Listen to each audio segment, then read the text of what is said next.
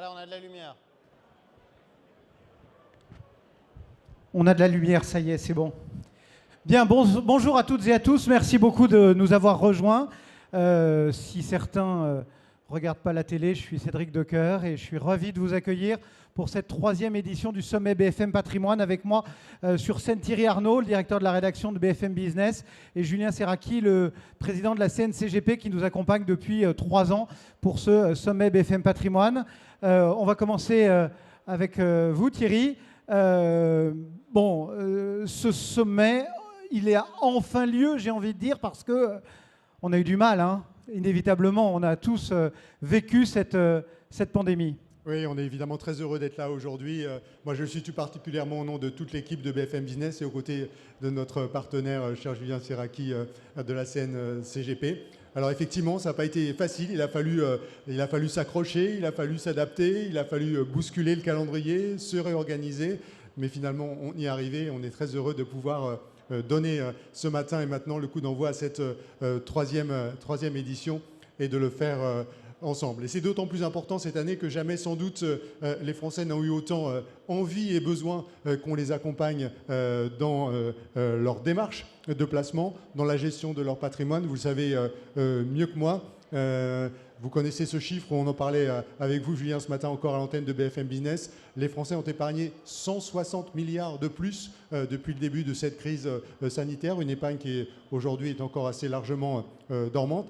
Dans un monde qui est de plus en plus incertain, complexe, jamais sans doute aussi l'univers des placements n'a été aussi foisonnant, aussi riche, aussi divers. On voit apparaître de nouvelles préoccupations dans cette gestion de patrimoine, comme les placements verts, par exemple, l'investissement responsable, un sujet auquel notre ami Guillaume Sommerer a d'ailleurs consacré un excellent livre que je vous recommande si vous ne l'avez pas eu déjà. On parle de crypto, on parle de produits structurés, bref, l'expertise, elle est plus attendue et plus nécessaire que jamais dans votre environnement, dans votre monde qui est un monde en pleine mutation. Cette mutation, permettez-moi de penser que personne ne l'accompagne aussi bien que BFM Business. C'est un sujet auquel on consacre tous les jours, vous le savez, 5 jours d'antenne avec vous, Cédric Decoeur, de 10h à midi, avec Guillaume Sommerer de 15h à 18h, sans parler d'autres émissions très suivies. Je pense par exemple à C'est votre argent, l'émission de Marc Fiorentino. C'est plus de 30 invités tous les jours qui parlent de cette thématique, qui la décryptent et qui à la fois donnent une vision globale des problématiques, mais aussi, et c'est notre vocation, des conseils très concrets à tous ceux qui nous regardent et à tous ceux qui nous écoutent pour gérer leur patrimoine. De plus en plus, bien sûr, c'est une évolution qui déborde comme vos métiers sur le monde digital, qui a complètement changé la façon dont les gens gèrent leur placement, bien entendu, et dont on communique avec eux également. C'est un axe évidemment central de ce que nous, on propose sur BFM Business. Je ne vais pas vous donner plein de chiffres, mais pour vous donner juste 2 exemples, les podcasts des émissions de Cédric, de Guillaume Sommerer et de C'est votre argent, ça totalise plus de 400 000 vues sur le mois d'octobre. Il y a donc une attente énorme. BFM Business est aussi 1 200 000 abonnés environ sur les réseaux sociaux qui, chaque jour, nous regardent, nous écoutent et nous suivent sur ces supports digitaux et qui attendent qu'on leur apporte, avec votre aide et votre soutien en particulier, évidemment, des conseils, de l'expertise sur le patrimoine. Voilà pourquoi il est tout naturel que nous nous retrouvions, Julien, de nouveau ensemble aujourd'hui pour donner ce coup d'envoi à ce 3e sommet BFM Patrimoine. Je vous remercie d'être là aujourd'hui. On est très heureux de participer et je vous souhaite à tous un très beau sommet, une très belle journée. Merci Thierry. Julien, voilà, 3e édition sur les planches pour accompagner finalement le milieu, l'écosystème, les conseillers en gestion de patrimoine, toute la profession du conseil.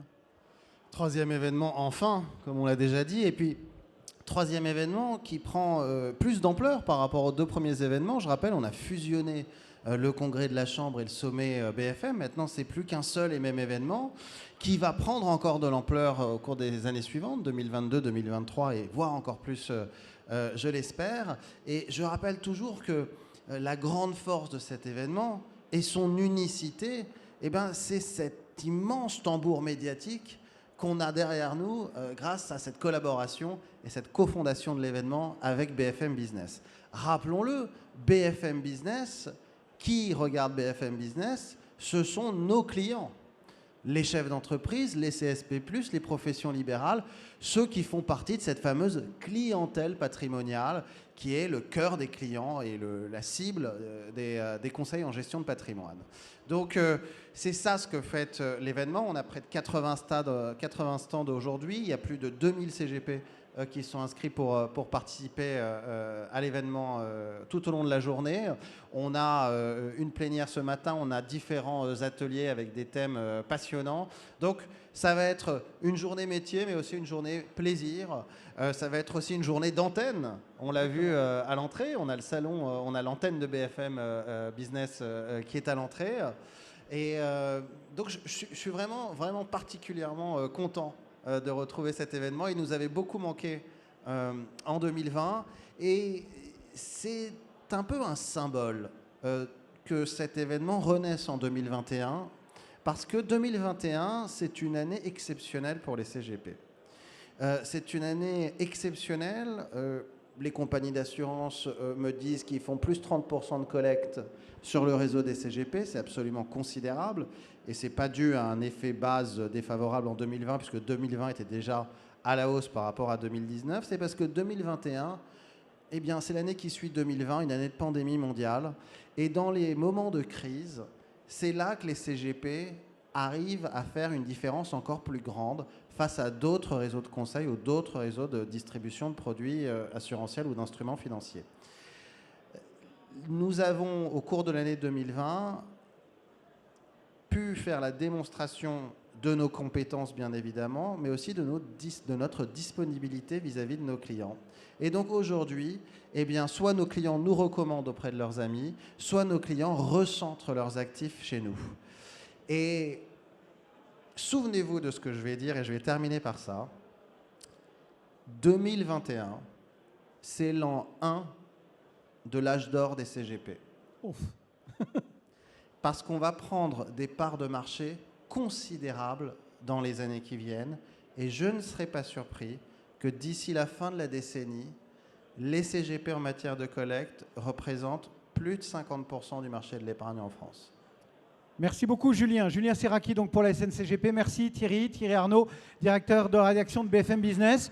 Bon, on va faire un petit peu d'installation et dans un instant, c'est Guillaume Sommerer qui vous accompagne pour ausculter la nouvelle donne économique et son impact, bien évidemment, sur le monde des placements. Très bonne journée, très bon sommet. Merci Cédric.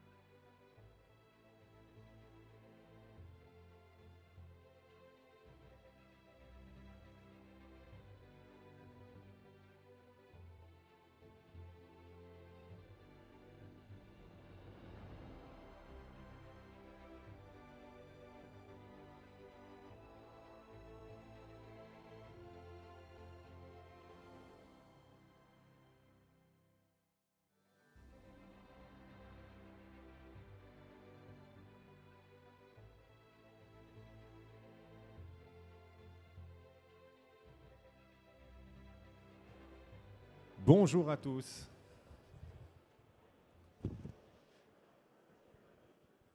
Ravi de vous retrouver sur ce 3e sommet BFM Patrimoine. Quel sommet des retrouvailles.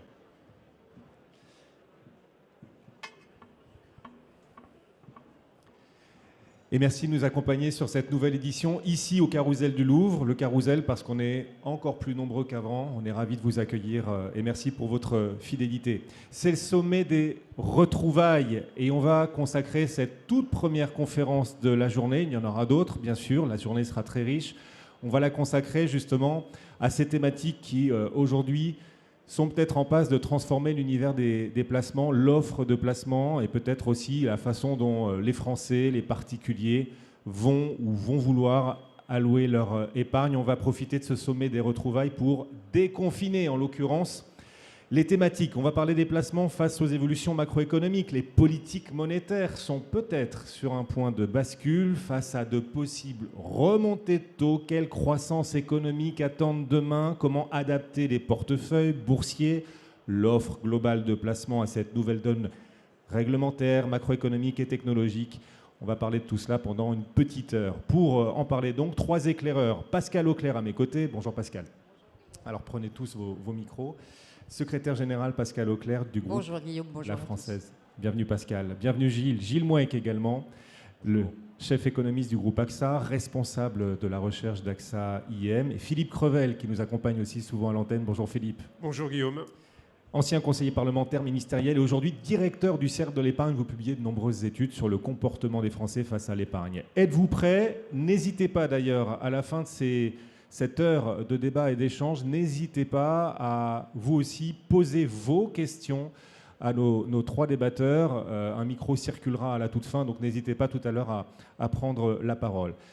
D'abord Gilles, tiens, un mot sur ce contexte macroéconomique, peut-être en plein bouleversement. Après la décennie molle que l'on vient de connaître, on entend parler à présent d'une possible décennie folle à venir, les années folles 2.0, nourries, dopées par les ruptures technologiques qui augmentent la productivité, les vaccins qui sont en fait là face au Covid, parce que beaucoup de raisons qui peuvent laisser à penser qu'on entrerait peut-être dans des années folles de croissance. Est-ce que c'est votre scénario? Est-ce qu'on entre dans une décennie positive d'un point de vue macroéconomique? Merci Guillaume. C'est vrai que la thématique d'avant la pandémie était quand même une thématique dominante assez molle, assez pessimiste. La thématique dominante, c'était la stagnation séculaire.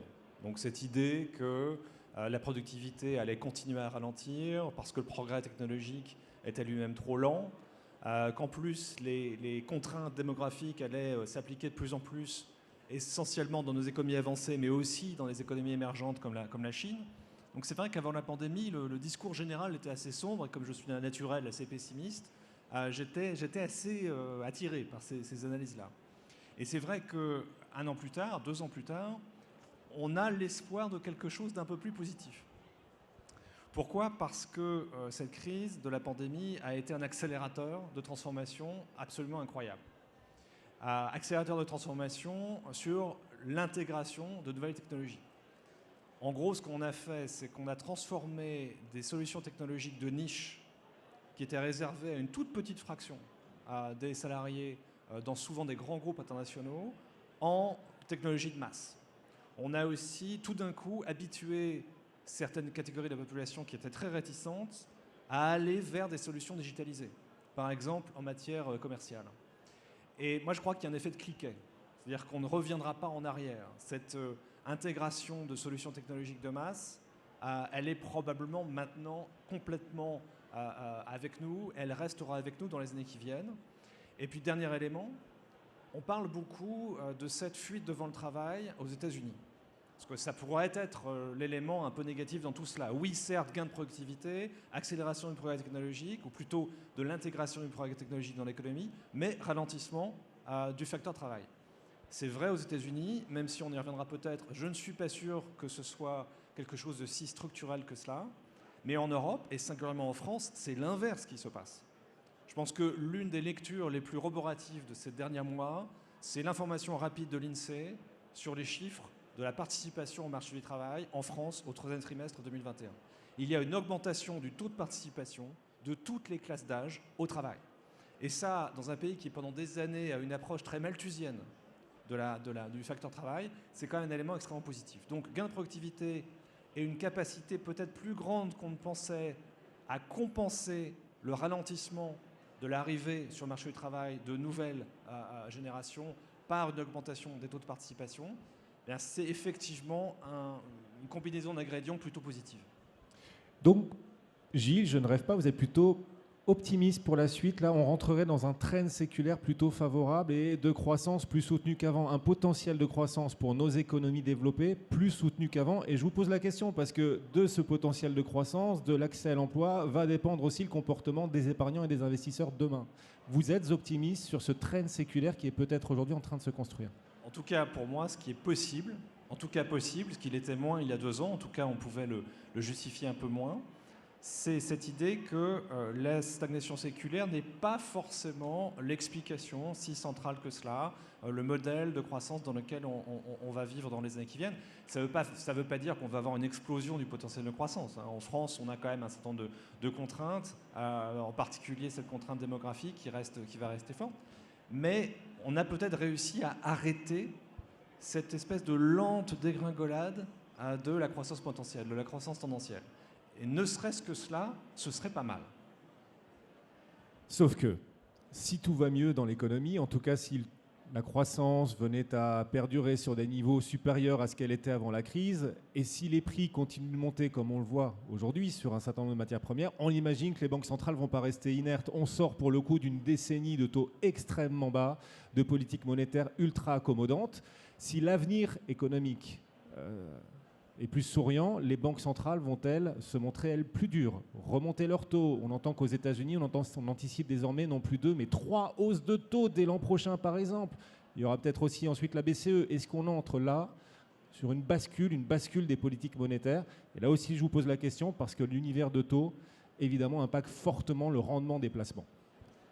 Oui, mais alors pour que ces perspectives de croissance peut-être un peu plus positives sur le moyen et le long terme se réalisent, il y a quand même une condition à remplir.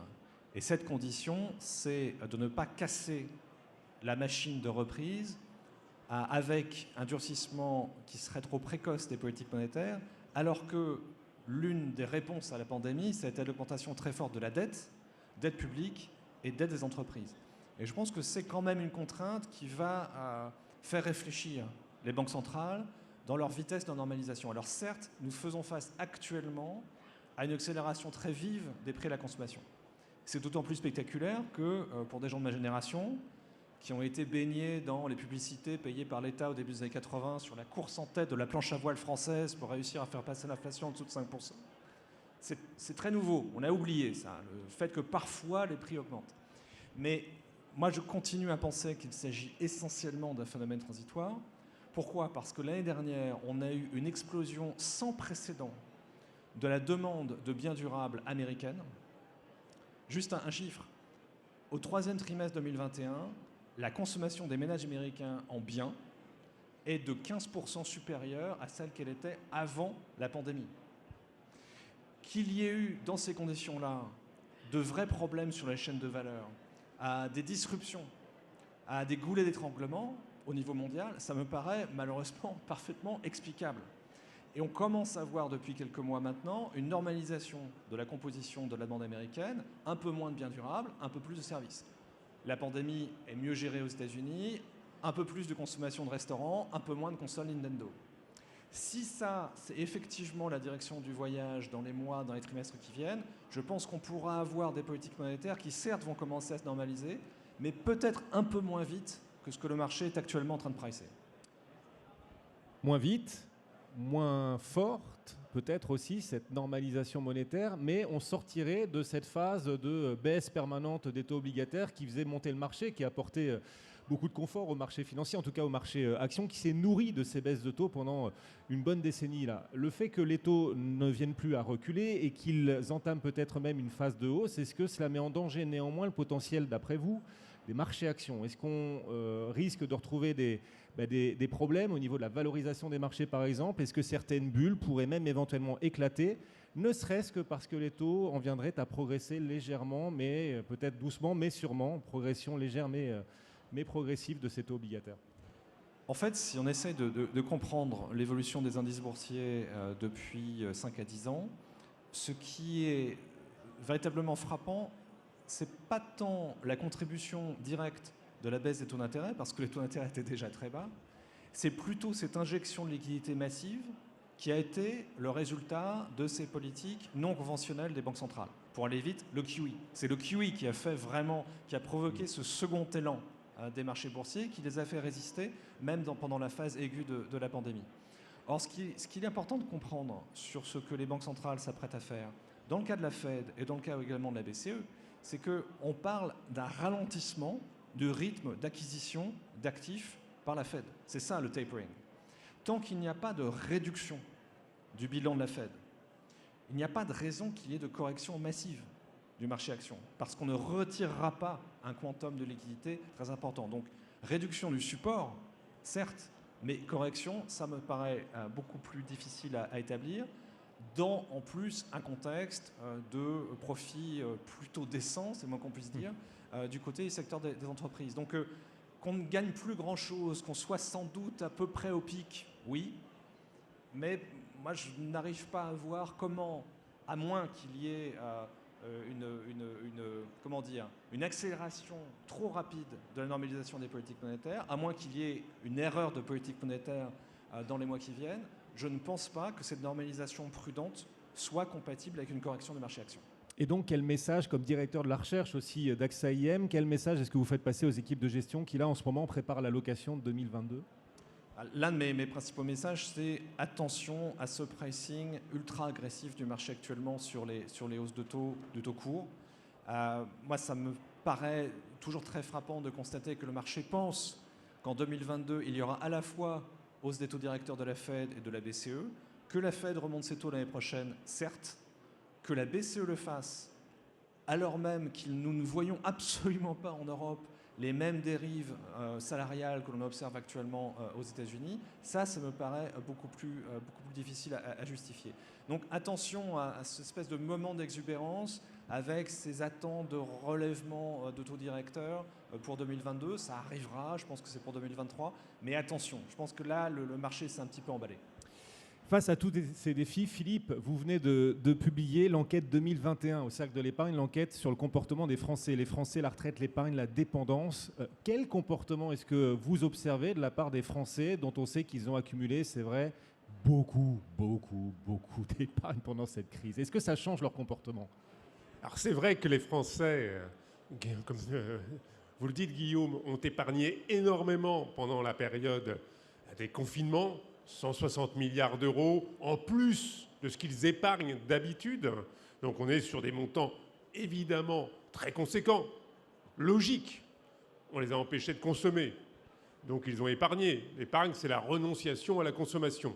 Et puis deuxièmement, la crise sanitaire, c'est une première pour la plupart des ménages. Donc principe de précaution, principe de peur, on met de l'argent de côté.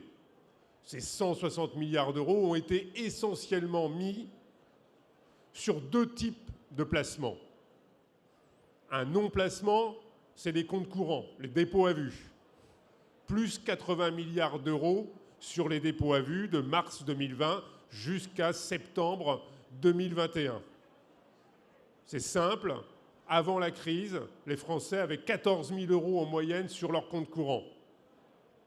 Après la crise sanitaire, enfin, à la fin de l'été, 17 000 euros en moyenne. Ça fait un total assez fabuleux de 509 milliards d'euros.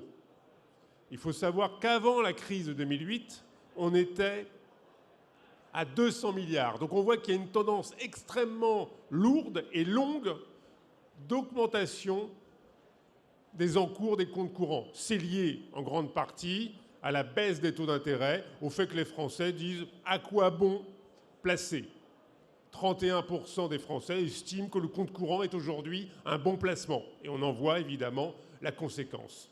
Deuxième catégorie, extrêmement logique en période de crise, ça a été évidemment les livrets au sens global du terme, avec deux composantes. Le livret A, plus 40 milliards d'euros depuis le début de la crise sanitaire, et les livrets bancaires.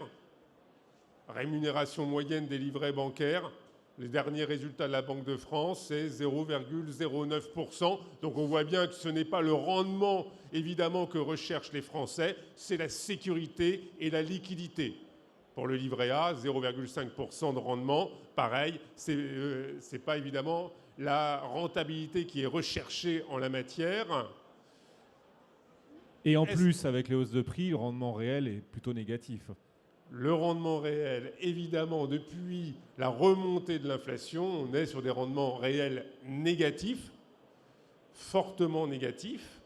C'est vrai, c'est un phénomène un peu nouveau. On flirtait depuis quelque temps avec le zéro. Maintenant, on est vraiment en territoire négatif.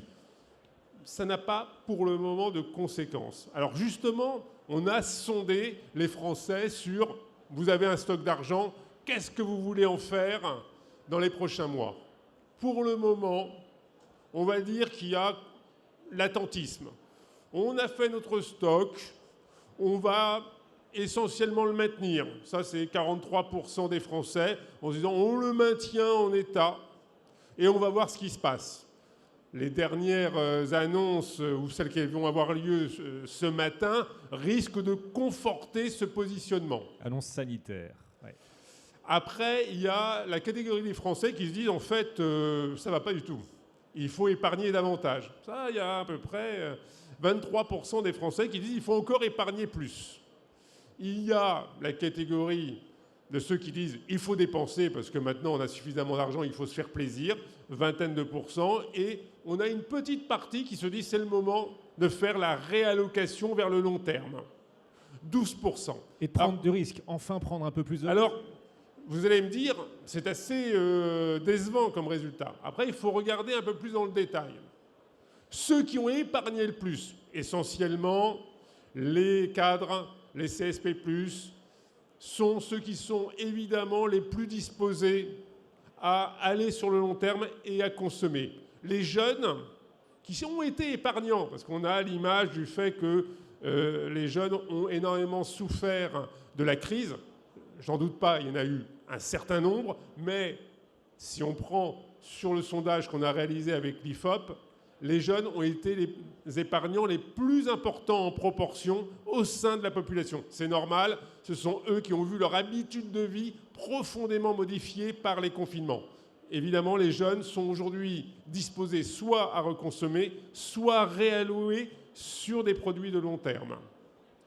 Enfin, on voit quand même, l'investissement en bourse qui a explosé. Là. Il y a énormément de nouveaux investisseurs en bourse depuis le début de la crise Covid. On voit le succès du PER, le plan d'épargne retraite. C'est aussi d'une certaine façon, avec une autre philosophie, mais c'est aussi de l'investissement en bourse. On a quand même des signaux d'amour du risque là, qui seraient en train de remonter quand même auprès d'un certain nombre de Français, Philippe. Oui, et c'est vrai que il y a l'analyse mass market globale. Après, quand on descend plus finement sur les chiffres, on voit que cette crise n'a pas été vécue de la même façon que les précédentes. Quand on regarde les statistiques, par exemple, de l'autorité des marchés financiers, 400 000 nouveaux actionnaires au cœur du premier confinement. 400 000. 400 000. Depuis, il y en a plus de 700 000 qui sont arrivés sur le marché action. En règle générale, en 2008 et en 2000, dès qu'il y avait une crise, c'était on sort rapidement des marchés actions. Le nombre de PEA était passé de 7 millions à 3 millions donc en 2008. Or là, on a vu l'inverse. Le nombre de PEA a augmenté en 2020 pour repasser enfin au-dessus de la barre des 4 millions. Il y a eu, au cœur du mois de mars-avril, des Français qui se sont dit il y a des bonnes opérations à faire sur le marché action. C'est le moment de rentrer. Donc c'est un changement de comportement, de vision du marché action chez les Français. On voit ça également sur les unités de compte pour les contrats d'assurance vie, où c'est simple. Avant les crises, en général, on était aux alentours de 30-35% et on passait à 7-8% pour la collecte en UC au sein de la collecte donc de l'assurance vie. Là, alors c'est vrai que les assureurs ont fait le travail pour faire un peu pression, mais on est resté autour de 35-38% au cours de l'année 2020. Et tu as parlé, Guillaume, du plan d'épargne retraite, produit de long terme, avec la gestion pilotée qui a été mise en gestion par défaut. Et là, les Français ont répondu présent. plus de 2 millions de souscriptions de PER. Certes, il y a du transfert venant des contrats Madelin, des EPERP, mais quand même 2 millions de nouveaux PER. En 2 ans, 2 ans, non, en 1 an là. Alors, 1er octobre 2019 pour le début de commercialisation, rentrée vraiment en 2020. Et donc, 2 millions, en cours 23 milliards sur simplement le volet individuel. Si on met le volet collectif, on arrive à près de 40 milliards. Donc on est sur un produit qui a réussi à rentrer sur le marché dans une période extrêmement tourmentée qui lui était profondément défavorable. Donc on voit quand même qu'il y a des signaux qui changent. Et en particulier chez les jeunes, on constate que la proportion parmi les moins de 35 ans d'actionnaires a doublé entre 2018 et 2021. Et là, il y a un vrai changement de comportement. Les jeunes se disent que pour trouver en fait du rendement, c'est pas sur le fonds euro, c'est pas sur le livret, mais qu'il faut prendre des risques. Et là, il y a un vrai changement. Ce sont vos futurs clients, hein. Et l'intérêt de l'investissement en bourse, c'est qu'il éduque, c'est qu'il apporte une forme d'éducation financière. Ce sera intéressant de voir quel impact ça aura sur l'investissement à long terme des Français quand cette génération, les millennials, la génération Z ensuite finira par prendre le pouvoir et détiendra les principaux patrimoines. Quel impact ça aura sur l'allocation du patrimoine pour une majorité de Français, cette génération plus mobile, plus agile, qui a peut-être un peu moins peur aujourd'hui du risque. Le PER, est-ce qu'on peut expliquer son succès aussi par une moindre confiance dans l'État? On sait qu'il va y avoir une réforme des retraites, peut-être dans quelques mois. On verra ce que sera le résultat de l'élection présidentielle. Mais est-ce qu'il y a une philosophie du « aide-toi, le ciel t'aidera » qui est en train de monter aussi chez les épargnants pour préparer leur avenir? Alors, selon la dernière enquête réalisée par le Cercle de l'épargne, 63% des Français estiment que le système de retraite tel que on le connaît à l'heure actuelle fera faillite. 63%. C'est exagéré. Le système ne peut pas faire faillite. On a un système par répartition, mais c'est le ressenti, l'appréciation, 63%. Deuxièmement, quand on pose la question aux Français, est-ce que votre pension est ou sera suffisante pour vivre correctement demain? 61% disent non. Alors après, une fois qu'on a fait ce tableau assez négatif, on pose la question aux Français, est-ce que vous voulez réformer le système? Majoritairement, les Français, on le voit à travers les études depuis plusieurs mois, c'est non. Est-ce que vous voulez reporter l'âge de départ à la retraite? C'est non. Est-ce que vous voulez épargner pour la retraite? Ah, là, c'est quand même encourageant, c'est oui. Plus de 57% des Français estiment qu'il faut épargner pour sa retraite. Après, c'est de mettre, évidemment, les produits qui correspondent à un placement long. Évidemment, de temps en temps, ils peuvent être capables de répondre que le livret A ferait l'affaire. Mais malgré tout, sur le PER lancé donc le 1er octobre 2019 est connu aujourd'hui par un tiers de la population. Si on descend un peu plus finement, si on regarde sur les cadres, professions libérales, indépendants, on arrive sur un taux de connaissance supérieur à 40%. Avec, question évidemment importante, est-ce que vous êtes prêts ou est-ce que vous l'avez déjà fait, de souscrire à ce type de produit? Là, pareil, pour ceux qui en ont entendu parler, qui le connaissent, il y a plutôt une appétence assez forte qui dépasse 30%. Donc on voit qu'aujourd'hui, il y a quand même une prise en compte de la nécessité de placer de l'argent à long terme pour se constituer un supplément de revenus ou de capital, parce que tel est l'objet en fait du PER, en vue de la retraite. Vous nous direz tout à l'heure ce que les rendements réels, désormais de plus en plus négatifs, avec ces indices d'inflation qui se multiplient, ces rendements réels pourraient provoquer pour l'assurance vie. Vous nous le direz tout à l'heure, et notamment l'avenir des fonds euros, dont les rendements moyens vont paraître cette année encore plus bas. En tout cas, en termes de ressenti, vous nous expliquerez tout cela tout à l'heure. Pascal, vous observez aussi tous ces enjeux sous le très impératif prisme du contrôle des risques. Très impératif, bien sûr, pour toute société d'investissement. Quel regard est-ce que vous portez sur ce nouvel environnement macroéconomique qui se met en place? Alors, je déduis des propos de Philippe qu'il va falloir qu'on fasse montre d'énormément de pédagogie sur la notion de risque. Parce que tous ces jeunes actionnaires qui arrivent sur le marché vont avoir devant eux des phénomènes extrêmement volatiles, je pense. Voilà, donc gros travail de pédagogie sur le risque. Nous, on porte objectivement, et je rejoins en cela ce qu'a dit Gilles, un regard assez constructif sur l'environnement. Je ne veux pas redire, mais environnement de croissance plutôt raisonnable, peu inflationniste, même si on a une normalisation des prix, et avec des phénomènes de rupture qui peuvent se produire, des risques extra-financiers qui vont apparaître, mais quand même des cycles boursiers qui sont soutenus pour nous beaucoup par la hausse de la profitabilité. C'est un phénomène très important, on parle beaucoup des banques centrales, mais je trouve qu'on ne parle pas assez de la hausse de la profitabilité des entreprises, en particulier en Europe, qui est un phénomène qui a largement soutenu les bourses cette année. Donc plutôt un regard constructif. Et puis ce qui nous caractérise aussi, c'est qu'on croit qu'on va rester dans un environnement de taux durablement bas. Et là je rejoins aussi ce que disait Gilles, c'est-à-dire que je pense que les anticipations de normalisation monétaire, elles sont aujourd'hui trop hâtives, trop violentes, et qu'elles vont se produire sur au moins une décennie, et je pense être trop sage en disant une décennie. Donc cet environnement de taux durablement bas, il va continuer à comprimer les rendements, les primes de risque de l'ensemble des actifs, et donc on va rester dans cet environnement où on a des prix, des valorisations qui sont élevées, des primes de risque qui sont basses. Est-ce que ça veut dire pour autant qu'il faut être risk-off? La réponse est non, clairement non. D'un point de vue fondamental, je vous ai expliqué pourquoi en 2 mots, et aussi parce que c'est validé par nos modèles économétriques qui disent qu'aujourd'hui, si on veut avoir du rendement, il faut aller se positionner sur des actions mondes, sur du high yield, sur des dettes subordonnées financières, et évidemment pas sur des dettes gouvernementales. Alors quand on dit ça en général. Il faut bien évidemment l'adapter au cadre de risque de chacun des investisseurs. Et selon qu'on parle d'un investisseur retail ou d'un investisseur institutionnel, évidemment, c'est ce cadre de risque qui va faire la différence dans l'allocation. Vous dirigez donc le contrôle des risques pour le groupe La Française. C'est peut-être l'occasion d'expliquer ce que le long terme signifie aujourd'hui en 2021. Face à toutes les ruptures qu'on évoquait, technologiques, macroéconomiques, peut-être monétaires, on verra. C'est quoi le nouvel horizon long terme d'allocation d'actifs nécessaire à vos yeux ? Je vais faire un peu de provocation. Si on parle de long terme aujourd'hui, et si on veut inclure les ruptures auxquelles vous fait allusion Guillaume, c'est-à-dire les ruptures, par exemple, technologiques ou climatiques, c'est de 2100 qu'on parle. Sinon l'horizon est trop court. Donc c'est un horizon très long.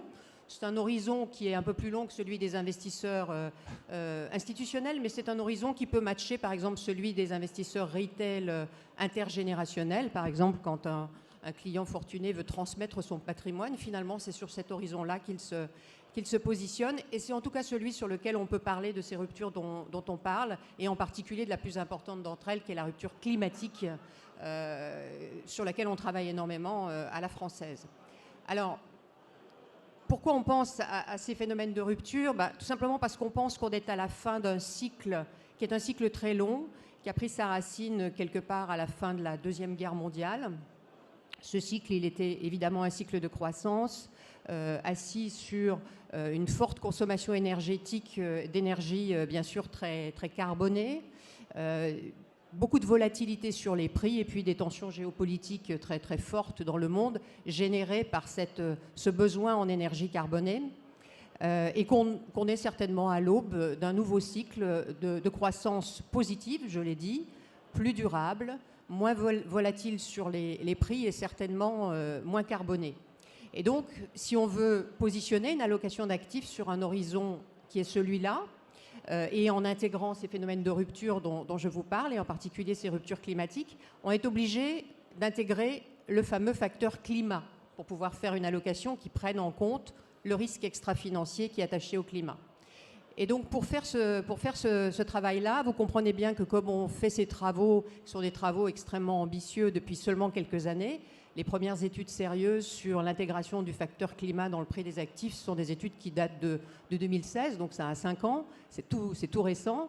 On ne peut absolument pas travailler sur des historiques. Ça ne fait pas de sens puisqu'on est dans un phénomène de rupture. Et donc on est obligé de faire que de l'analyse prospective, ce qui est évidemment extrêmement complexe, ambitieux et pétri de beaucoup d'incertitudes. Alors à la française, on utilise un modèle d'allocation d'actifs qui est un modèle qu'on appelle modèle facteur climat, qui prend en compte tout ça, qui se déroule en 4 étapes. Je vais essayer de vous le décrire très très simplement pour ne pas vous assommer et pour rester à peu près pédagogique. La première étape s'appuie sur les scénarios sociaux démographiques qui sont produits par des scientifiques, climatologues, le GIEC en particulier, les fameux SSP qui vont de 1 à 5. Pour faire très simple, le 1, c'est le plus vertueux, qui respecte les objectifs de développement durable et qui donc des Nations Unies et qui évidemment vise une économie qui croît faiblement et avec un minimum de carbone. Le SSP2, c'est le business as usual. C'est celui dans lequel on est, on fait des efforts, mais ils ne sont pas suffisants.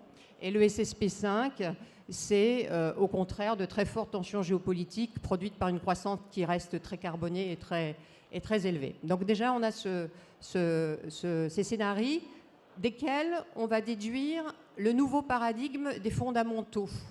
Donc cette fois plus classique, monétaire, économique, masse monétaire, inflation, croissance.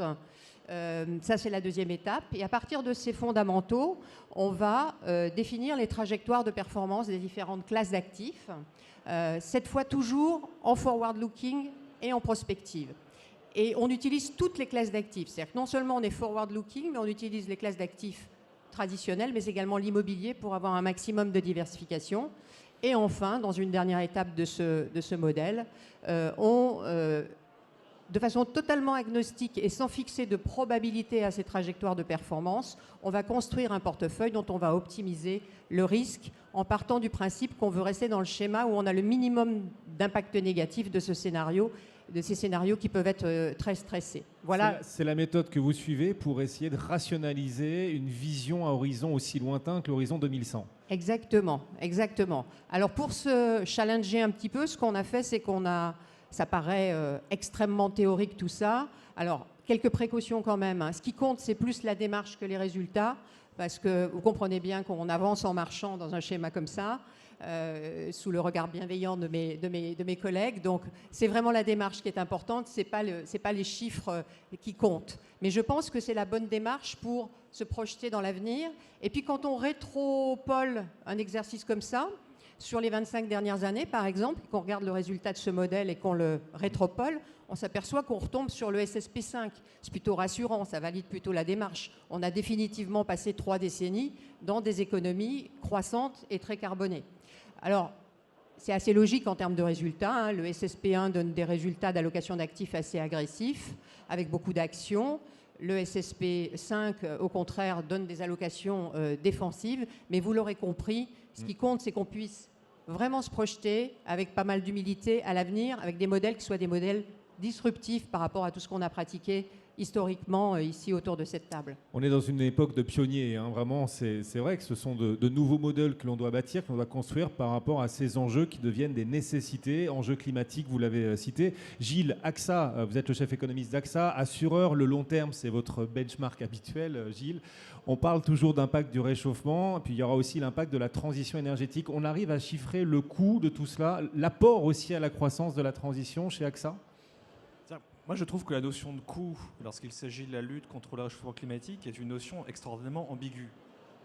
Et je vois circuler un peu partout des chiffrages énormes de trillions de dollars qui devront être dépensés pour maintenir le réchauffement climatique dans des limites raisonnables. Deux points là-dessus. Le premier, c'est que l'alternative n'est absolument pas envisageable. C'est-à-dire que quand bien même la lutte contre le réchauffement climatique aurait un coût extrême, il n'existe actuellement aucune estimation, même la plus pessimiste, du coût économique de la lutte contre le réchauffement climatique qui soit supérieure à l'estimation la plus optimiste du coût de ne rien faire, c'est-à-dire de laisser le monde se réchauffer tout doucement vers 3, vers 4 degrés. Ça a été dit par plusieurs de mes prédécesseurs, mais un monde à 3 ou 4 degrés de plus en 2100 n'est ni assurable ni investissable. Premier point. Donc cette notion de coût, il faut la regarder d'une manière relative. J'ajoute que ça, c'est un impact sur notre allocation d'actifs. Parce que si vous partez du principe qu'il n'est pas envisageable de laisser le réchauffement climatique se dérouler sans mitigation, ça veut dire qu'il existe aujourd'hui un certain nombre d'actifs qui sont des actifs échoués, qui ne survivront pas à quelque scénario que ce soit de lutte contre le réchauffement climatique. Ça explique par exemple la politique d'AXA en matière d'engagement dans le pétrole et dans le gaz. On ne sort pas du secteur, mais on essaie de sélectionner à l'intérieur de ce secteur les entreprises qui nous paraissent pouvoir survivre à leur propre transition et à sortir de celles qui malheureusement n'y parviendront pas. Premier élément. Deuxième élément, sur le coût. On mélange dans le coût des choses qui vont réduire le PIB et des choses qui vont le faire monter. Alors qu'est-ce qui va faire réduire le PIB? Les taxes carbone, soit sous forme de prélèvement sur la consommation des ménages, soit sous forme de prélèvement aux frontières. Ça m'amuse souvent cette idée, ceux qui hurlaient contre les actes de Trump en matière de guerre commerciale, et je faisais partie de ceux qui n'aimaient pas ce que faisait Trump, soyons clairs, mais sont les mêmes qui aujourd'hui sont des supporters absolus de la taxe aux frontières. Ils ont raison d'être des supporters de la taxe aux frontières, mais l'impact sur la consommation des ménages, l'impact sur le pouvoir d'achat est le même. C'est un impact négatif. Un impôt de cette nature-là est payé par ceux qui le payent, je suis désolé, donc par les consommateurs des pays développés. Donc ça, c'est négatif pour le PIB. Mais en même temps, on a un effort d'investissement massif. Et c'est ça que je trouve extraordinairement intéressant dans la manière dont de plus en plus de gouvernements envisagent la transition énergétique, de moins en moins sous l'angle exclusif de la taxation et de plus en plus sous l'angle de l'adoption d'une transition énergétique qui va se traduire par une augmentation énorme de l'investissement. Alors regardez les programmes de nouvelle génération de l'Union européenne. Et là, en la matière, je trouve que l'Europe va beaucoup plus vite et de manière beaucoup plus sérieuse que la plupart de nos concurrents, en particulier que les Américains. Les programmes actuels de nouvelle génération vont se traduire par une augmentation des investissements en France, en Italie et en Allemagne, entre 2 et 6% par an d'ici à 2026. C'est énorme. Ça aura un impact positif sur la croissance. Alors, pour répondre à la fin à votre question, il faut quand même rester humble sur la séquence des événements. Moi, j'ai l'impression que ce qui va se passer, c'est qu'on va commencer par le sympa. On va commencer par les programmes d'investissement. Donc on aura un effet positif sur la croissance pendant quelques années. Mais de plus en plus, on va découvrir qu'il n'y a pas de transition climatique qui fonctionne sans bâton, sans taxe carbone, sans augmentation tendancielle du prix du carbone. Et ça finira malheureusement par avoir un impact net négatif sur la croissance. Et je pense qu'on a quelques années devant nous pendant lesquelles peut-être l'effet net sera légèrement positif. Oui. Et les hausses de prix qu'on observe sont en partie dues quand même aussi aujourd'hui à la transition et au coût de la transition. C'est l'apéritif, c'est le tout premier signal du coût de la transition énergétique aussi que l'on voit à travers la hausse des matières premières, la hausse des coûts des matières premières. Je pense qu'il y a deux choses. Pour moi, essentiellement, ce qui se passe sur le coût des matières premières, c'est quand même la rencontre d'une réaugmentation très forte de la demande avec une offre qui est cartellisée. N'oublions pas que sur le gaz et le pétrole, on n'a pas du tout un marché atomisé normal. Donc il y a derrière le comportement de l'OPEP, il y a le comportement des Russes. Mais il y a aussi des effets un peu étranges et contre-productifs de certains choix énergétiques qui ont été faits dans certains pays européens il y a quelques années. La dépendance très forte du gaz, en Allemagne en particulier, est une des conséquences de la forme qu'ils ont choisie de décarbonisation, avec certes un développement très important des énergies renouvelables, mais en sacrifiant le baseload nucléaire en particulier. Est-ce que tout ce que vous nous dites l'un et l'autre, signifie que toute allocation d'actifs doit désormais prendre en compte ces questions environnementales, ces questions d'investissement responsable également? Est-ce que ça doit être l'alpha et l'oméga aujourd'hui d'une allocation d'actifs, ou est-ce qu'on peut, Pascal, garder encore un peu de liberté dans ses choix d'investissement? Alors, vous avez compris que je considère que les risques de durabilité, ils ont exactement la même importance que les risques financiers qu'on a appris à gérer depuis plusieurs décennies. Donc moi je pense qu'aujourd'hui, et Gilles l'a très bien expliqué, on n'a pas le choix de ne pas faire. Je pense que la prise en compte de ces risques de durabilité, elle est vraiment complètement déterminante. Et le régulateur européen va nous y aider, hein.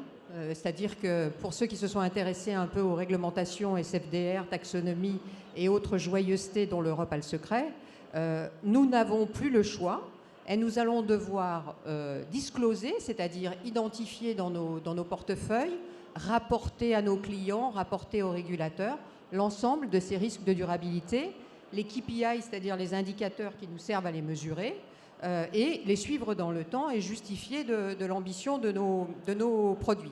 Les plus ambitieux des produits, pour ceux qui ne connaissent pas, sont classifiés articles 8 et 9 par les règlements européens. Donc, je vous ai expliqué tout à l'heure comment on peut optimiser une allocation d'actifs avec un facteur climat. on peut aussi proposer des gammes entières de produits qui sont des produits qu'on appelle verts, si on veut faire simple, mais qui sont des produits vraiment avec des caractéristiques extra-financières extrêmement élaborées et qui financent soit la transition des secteurs d'activité traditionnels, soit les activités de transition, soit les activités disruptives qui permettent d'accélérer cette transition énergétique.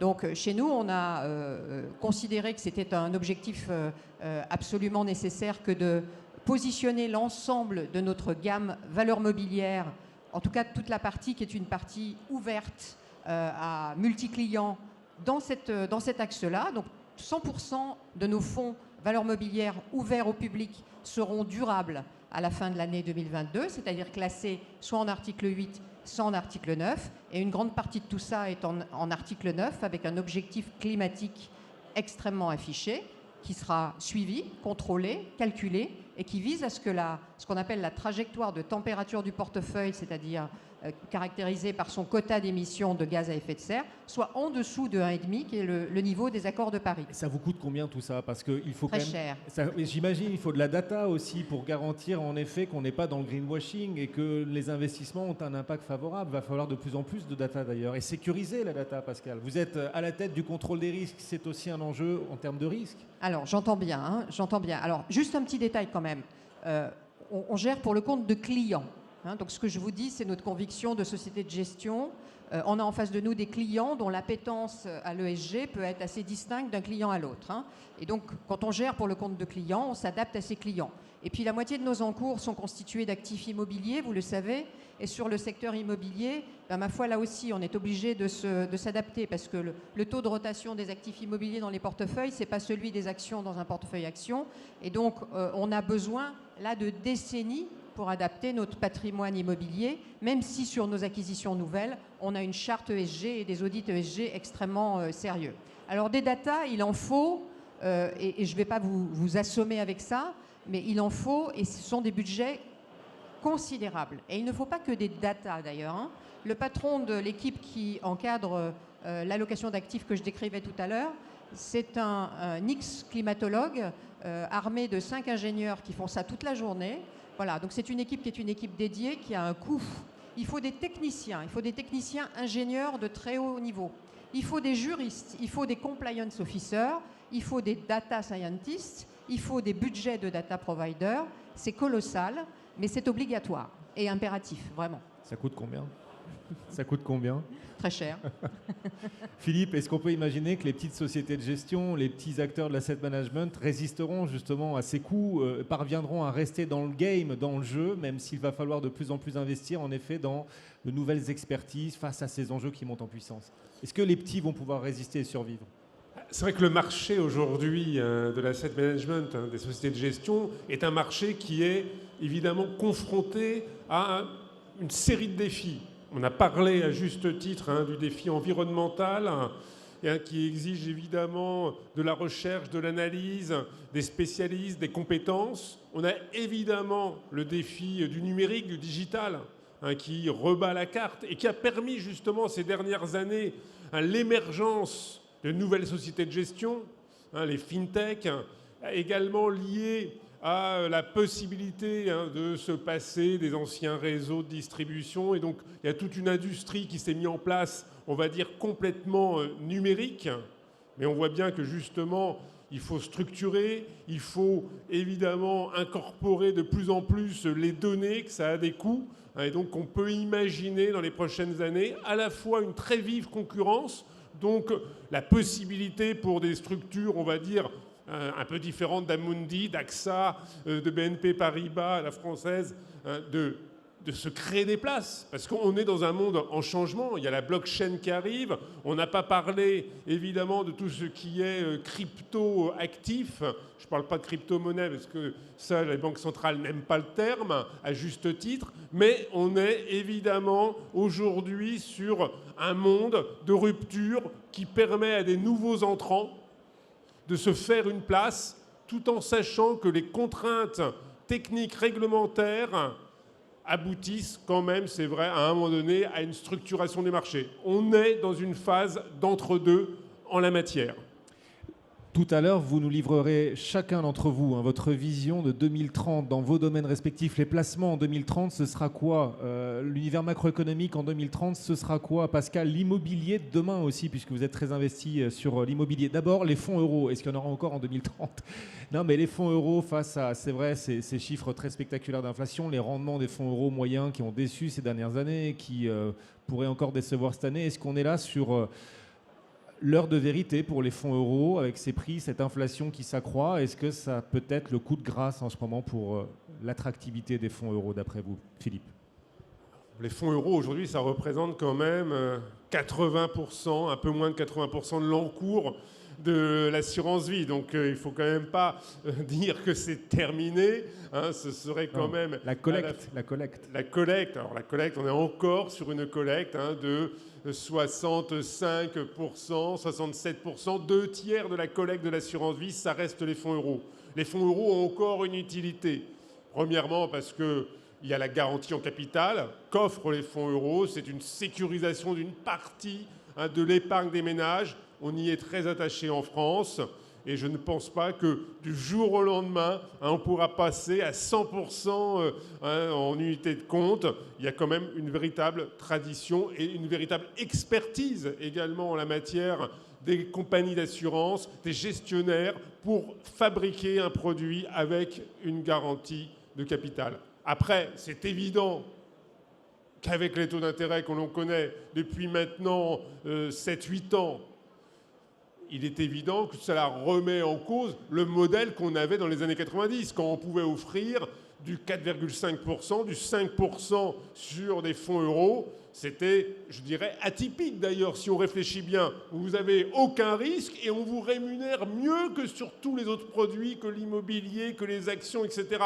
C'était atypique, c'était lié à une période où l'inflation avait fortement baissé et les taux n'avaient pas suivi aussi rapidement la désinflation qui avait été instituée, qui s'est instituée à partir des années 80. Et donc, je dirais que c'était un moment exceptionnel et qu'à la limite, c'est un peu poussé, parce qu'évidemment, là, on est dans un phénomène historique de taux très bas, mais je dirais qu'on est plus dans une logique. Ce qui est rémunéré, c'est la prise de risque, c'est la logique économique. Si vous voulez une garantie en capital, il faut en payer le prix. Le prix, c'est le prix de cette garantie. C'est un service qu'on offre, en fait, aux épargnants, de leur dire « Ah, on vous garantit un certain montant de capital, mais acceptez évidemment le fait que l'argent ne soit pas rémunéré. » Sur la question des taux, Guillaume, évidemment que les fonds euros ont une certaine inertie. Les obligations qui ont été achetées, les 10 dernières années arrivent à terme, sont remplacées par des obligations qui sont moins bien rémunérées. Donc il est sûr que le processus de baisse de rendement des fonds euros qu'on connaît risque de se poursuivre pendant un certain temps, que le fait que la remontée des taux sur les fonds euros, qui sont des tankers, ça va prendre un peu de temps, même si les taux d'intérêt remontent. Et il faut souhaiter qu'ils ne remontent pas brutalement pour ne pas mettre sous tension. Sapin 2. Certains disent sapin 2, parce qu'évidemment, s'il y avait un choc obligataire, le problème de la garantie en capital avec des obligations qui ne perdraient une grande partie de leur valeur, pourrait obliger les pouvoirs publics de geler un certain temps donc la gestion des fonds euros et des contrats d'assurance vie. On n'en est pas là. Les banques centrales regardent ça de manière très attentive pour éviter évidemment un effet taux qui mettrait en ébullition l'ensemble de la sphère financière. Le rapport de force entre fonds euros et unités de compte, vous le voyez continuer d'évoluer quand même de plus en plus en faveur des unités de compte. Dans la collecte, en moyenne, aujourd'hui, les unités de compte, c'est 30% de l'assurance. C'est 37-38% de la collecte. Donc on était à une vingtaine de pourcents il y a 3-4 ans. Il est évident qu'on va aller vers certainement un rapport 45-55 dans les prochaines années à court terme. On voit que sur le PER, qui est un produit de long terme, avec une gestion pilotée, on est à peu près à 50-50 fonds euros, unités de compte. Donc on va dire que c'est la ligne d'horizon, elle est là, c'est 50-50 à moyen terme. Gilles, on sait le rôle que jouent les fonds euros aussi pour le refinancement de la dette française. Si la collecte en fonds euros cesse de progresser, vient à diminuer, c'est déjà le cas un peu, est-ce que vous pensez que ça pourrait finir par poser un jour un enjeu sur la maîtrise par la France de sa dette? Est-ce que c'est un enjeu de souveraineté aussi, le fonds euro? Je ne suis pas très inquiet. Pas très inquiet. AXA n'est pas très inquiet. Je ne suis pas très inquiet. D'accord. Pour plusieurs raisons. La première, ça a très bien été dit par Philippe, on parle d'évolution, somme toute, lente. Il y a une demande structurelle de fonds euros qui continue, avec une collecte qui a quand même été très forte l'année dernière. Donc, à court terme, on n'est pas force un mur, une falaise du côté des fonds euros. Deuxième élément, sur la dette publique française, et c'est plus général dans la zone euro, il ne faut pas oublier une chose quand même centrale, c'est que, c'est le cas de le dire, c'est qu'une grande partie de la dette publique émise depuis le début de la crise pandémique est actuellement détenue par la Banque Centrale Européenne. Et que cette Banque Centrale Européenne va probablement conserver cette dette publique sur son propre compte pendant très longtemps. Pendant 5, 6, 7, 8 ans, peut-être même plus. Et que le marché obligataire français, mais comme tous les marchés obligataires européens, et américains aussi d'ailleurs, fonctionne de manière un peu fictive. C'est-à-dire que la dette publique qui s'établit à peu près à 100% du PIB, vous n'avez pas 100% sur le marché parce que vous avez à peu près un tiers qui est parqué quelque part du côté de banques centrales qui le réinvestissent régulièrement. Et tant que les banques centrales ne font pas ressortir, ne réouvrent pas les vannes et remettent sur le marché ces obligations, on fonctionne en fait avec une dette publique qui n'a pas beaucoup bougé depuis 2019. Donc attention, quand on pense à ça, la soutenabilité est quand même très, très encadrée. J'ouvre une parenthèse. Je suis atterré, c'est le cas de le dire, par un certain débat français autour de l'annulation des dettes publiques détenues par la Banque centrale. Un, c'est illégal, c'est contraire au traité européen. Et en deuxième lieu, on peut faire des choses très sympathiques, très techniques, avec ce que font déjà actuellement les banques centrales. On n'a pas besoin d'aller vers ces choses spectaculaires, politiquement invendables en Allemagne d'annulation de la dette publique. On peut la gérer dans le temps tranquillement par l'action normale des banques centrales. Deuxième élément, si, en revenant à nos premiers points, si la bonne surprise, entre guillemets, de cette crise pandémique, c'est qu'on a fini par arrêter ce ralentissement de la croissance potentielle française et qu'on peut espérer une croissance potentielle à 1,2, 1,3% pour les 10, 15, 20 ans qui viennent, avec des gains de productivité, avec un taux de participation des ménages qui augmente et une inflation qui s'établit autour de l'objectif de la BCE à 2%, on a un PIB nominal qui progresse à plus de 3%, ça nous donne quand même une capacité à absorber pas mal de hausses de taux avant qu'on puisse se poser des questions de soutenabilité. Donc là-dessus, même s'il faudra probablement aller chercher un peu plus de soutien du côté d'investisseurs internationaux, et les Japonais sont en général toujours prêts à aller acheter de l'OAT, je pense qu'on peut passer cette phase sans trop de difficultés. Dans un instant, vous pourrez poser vos questions à nos experts. 2 minutes chacun, 2 minutes sur 2030. La macroéconomie, le contexte, Gilles, macroéconomique en 2030, avec les ruptures technologiques en cours, l'abondance du capital incroyable, la rivalité croissante entre Américains et Chinois, et en même temps le vieillissement démographique. Le contexte macro de 2030, vous le voyez comment? Alors, c'est tellement large que je vais me focaliser sur un point. Parce que j'ai été probablement très positif et anormalement positif, conduit de mon biais depuis le début de cette séance. Donc je vais finir par quelques points de risque. Moi, cette question de la compétition sino-américaine, c'est celle qui m'empêche de dormir. C'est celle qui m'empêche de dormir parce que elle a l'air structurelle, elle dépasse en fait les divisions partisanes aux États-Unis, elle est devenue centrale pour les deux partis américains, et elle devient aussi de plus en plus centrale pour la Chine. Alors, sur le plan économique, on peut se dire, c'est pas très grave. On a déjà eu des confrontations par le passé entre des super-pouvoirs qui ont même, dans certains cas, pu avoir des effets positifs sur la macro. Il y a eu, il y a quelques jours, un essai de lancement d'un missile hypersonique chinois qui a provoqué pas mal d'attention aux États-Unis parce qu'apparemment, les Américains ne sont pas technologiquement capables de le faire. Et donc cette idée, ça m'a rappelé cette crise, cette prise de conscience américaine dans les années 50, devant les essais spatiaux russes, cette idée qu'on était en train de perdre la bataille technologique. Donc peut-être qu'on peut avoir un effet positif de ce conflit sino-américain, de cette tension sino-américaine, avec davantage de financement de la recherche, avec davantage de gains de productivité. Mais la grande différence entre cet affrontement-là et la guerre froide entre les États-Unis et l'URSS, c'est que l'URSS était un géant stratégique et un nain économique.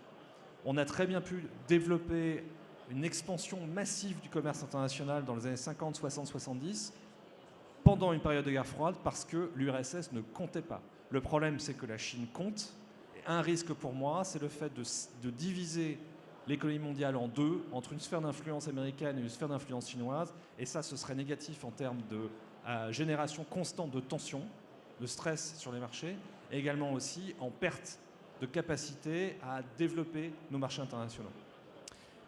C'est quand même passionnant. Philippe, quelle hiérarchie des placements est-ce que vous imaginez pour 2030 quand la fameuse génération des millennials, puis celle, la génération Z, quand ces deux générations auront pris le pouvoir, détiendront l'essentiel de l'épargne, à quoi ressemblera le paysage des placements d'après vous? Je pense que ça peut aller assez vite maintenant sur les comportements des épargnants, par le fait des générations. Je veux dire, le nombre d'épargnants qui maîtrisent complètement les outils numériques augmente évidemment d'année en année. Et si on se met dans 10 ans, il y aura évidemment un changement dans la gestion de l'épargne. Il y aura toujours besoin de conseils. Parce que justement, l'épargne, c'est un domaine important, c'est de l'argent, c'est des revenus. Et donc, on a toujours besoin de conseils. Mais il est vrai que pour les actes de la vie quotidienne, pour le contrôle, etc., le numérique, le digital vont complètement s'imposer dans les 10 prochaines années. La crise sanitaire n'a fait qu'accélérer une tendance déjà en cours avec les visios. Mais donc tout ceci, évidemment, dans 10 ans, ce sera d'une triste banalité. Sur la nature des placements, c'est vrai qu'on sort d'une période favorable à l'immobilier, favorable aux fonds euros donc de l'assurance vie. On voit que les milléniums aujourd'hui sont attirés par d'autres types d'actifs. Dans l'enquête qu'on a rendue publique il y a quelques jours, 20% des jeunes considèrent que le meilleur placement, ce n'est pas l'immobilier, ce n'est pas les unités de compte, ce ne sont pas les actions, c'est le Bitcoin.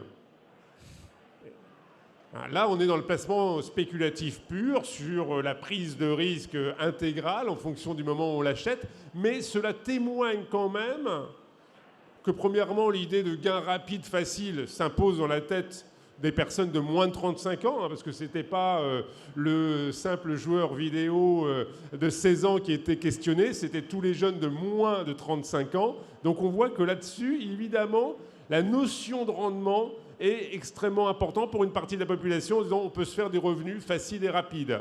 Pareil, le regard qu'on a encore qui est très national. On regarde les placements que nous offre AXA France, BNP France. Moi, j'ai maintenant des amis qui me disent « Mais attends, je vais au Royaume-Uni par Internet et je vais sélectionner mes placements au Royaume-Uni parce que le taux d'intérêt au Royaume-Uni est supérieur à ce qu'offrent les banques ou les assureurs français. » Et donc, ce type de comportement qui est marginal aujourd'hui, évidemment, sur un marché qui se mondialise, il y aura, dans les 10 prochaines années, on va dire, un espace financier beaucoup plus large et un regard beaucoup plus large sur l'espace financier.